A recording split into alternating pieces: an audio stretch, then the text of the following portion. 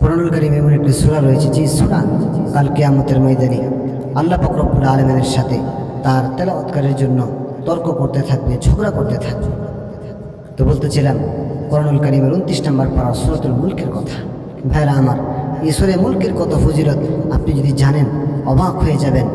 1 নম্বর ফজিলত, যে ব্যক্তি সূরাতুল মুলক নিয়মিত পাঠ করবে, নিয়মিত তেলাওয়াত করবে, শাফাআত লি সাহিবিহি, ওই সূরার তেলাওয়াতকারীর জন্য ওই সূরা শাফাআত করবে, সুপারিশ করবে।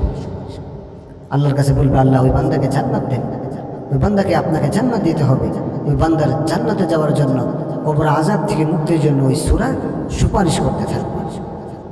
ভাইয়ের আমার, কাজে এই সূরা আমাদের বেশি বেশি করে তেলাওয়াত করতে হবে, এবং এই সূরা যারা তেলাওয়াত করবে ওই সূরার তেলাওয়াতকারীর কবরে কোনো আযাব হবে না, আযাব মাফ করে দেওয়া হবে।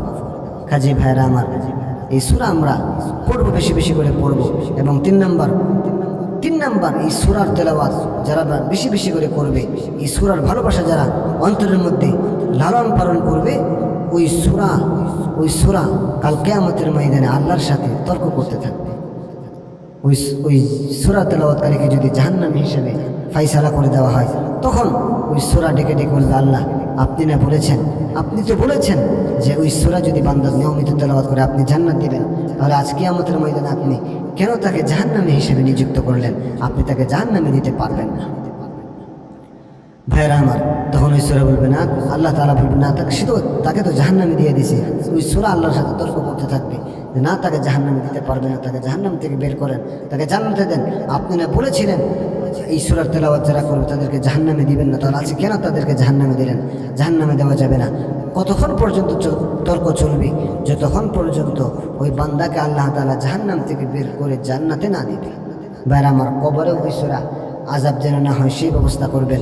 কবরেও মুনকার নাকির যখন প্রশ্ন করতে আসবেন, একটি পাখির রূপ ধারণ করে বান্দার বুকের উপর বসে যাবেন। ওই মৃত ব্যক্তিকে, কবরস্থ ব্যক্তিকে এই সূরার তেলাওয়াতকারীকে প্রশ্ন করার জন্য দিবেন না। কাল কিয়ামতের ময়দানে যেদিন মানুষগুলো পানি পানি করে চিৎকার করবে, ইয়া নাফসি ইয়া নাফসি করতে থাকবে, ভাইরা আমার, সূর্য অর্ধহাত মাথার উপরে চলে আসবে, মাথার মগজগুলো টকবক টকবক করে ভাতের মারার মতো ফুটতে থাকবে। সেই দিনে এই সূরা আল্লাহর সাথে তর্ক করবে, যতক্ষণ পর্যন্ত ওই সূরার তেলাওয়াতকারীকে জান্নাতে না দেওয়া হয়। এই সূরাটি হচ্ছে সূরাতুল মুলক। কাজে ভাইরা আমার, আমরা নিয়মিত সূরাতুল মুলক তেলাওয়াত করব, প্রতিদিন এশার নামাজের পর তেলাওয়াত করব, সময় পেলেই আমরা সূরাতুল মুলক তেলাওয়াত করব। আল্লাহ তাআলা আমাকে আপনাকে আমল করার তৌফিক দান করুন।